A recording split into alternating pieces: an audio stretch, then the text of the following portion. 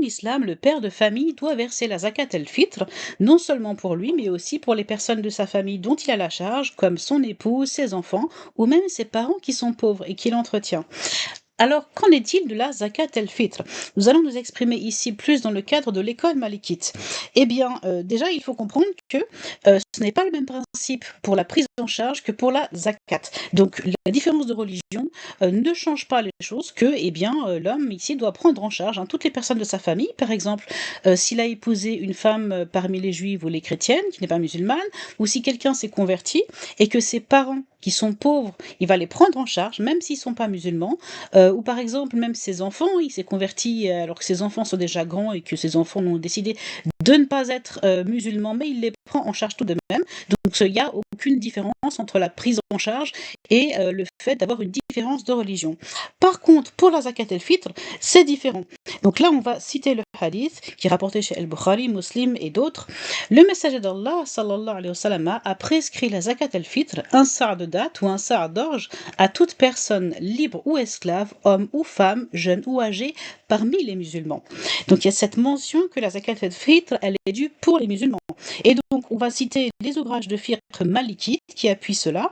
Donc d'abord le Murtasal de Khalil avec le commentaire de Cheikh Al-Taparo.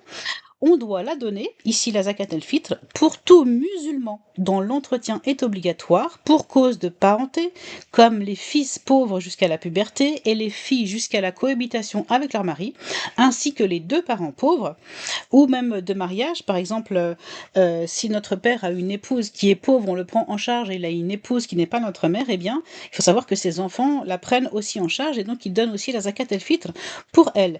On va citer maintenant un autre livre de fiqh malikite, le Risala, la Risala d'Ibn Abi Zayd al-Qayrawal avec le commentaire de Cheikh Tariq Abou Nour, pour bien préciser que la zakat el-fitr, euh, elle est due aussi par une femme qui est riche pour ses parents qui sont pauvres. Parce qu'en fait, donc dans le fiqh malikite, quand nos parents sont pauvres, c'est aussi bien ses fils que ses filles qui doivent les prendre en charge. Il n'y a pas de différence à ce propos.